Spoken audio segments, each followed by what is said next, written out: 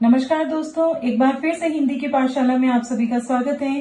दोस्तों, डिमांड की गई थी कि आदि और इत्यादि शब्द का प्रयोग और उसका अर्थ एक बार हमें मैम जरूर बताएं।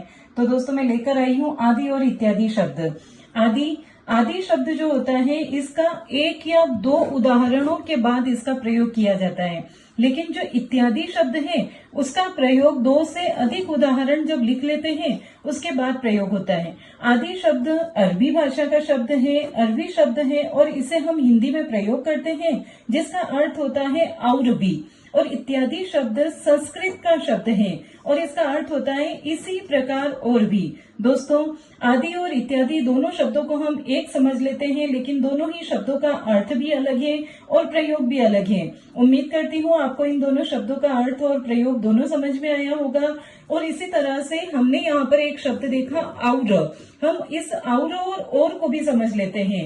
हम कई बार और बोलते हैं, लेकिन उस और का मतलब अलग अलग होता है। जैसे यहाँ पर हम बात करते हैं और, इसका अर्थ होता है तरफ, दिशा। और अथवा तथा, दोनों शब्द अलग है, दोनों शब्दों का अर्थ अलग है। उदाहरण के लिए बता दूं, राम मंदिर की ओर गया, यानी कि राम उस दिशा की तरफ गया है, मंदिर की तरफ गया है। और जिसका उदाहरण है राम और श्याम, यानी ये दोनों मिलकर, राम तथा श्याम दोनों मिलकर मंदिर की ओर गए, यानी मंदिर की तरफ गए। तो इसी तरह के छोटे छोटे शब्दों के अर्थ और उनका प्रयोग के बारे में जानने के लिए जुड़े रहिए हिंदी की पाठशाला में। वीडियो पसंद आया हो तो लाइक, शेयर और सब्सक्राइब जरूर करें। और हाँ, नए हैं तो बेल आइकन को दबाना भी नहीं भूलें ताकि सारी नोटिफिकेशन आप तक पहुंचे। Thank you.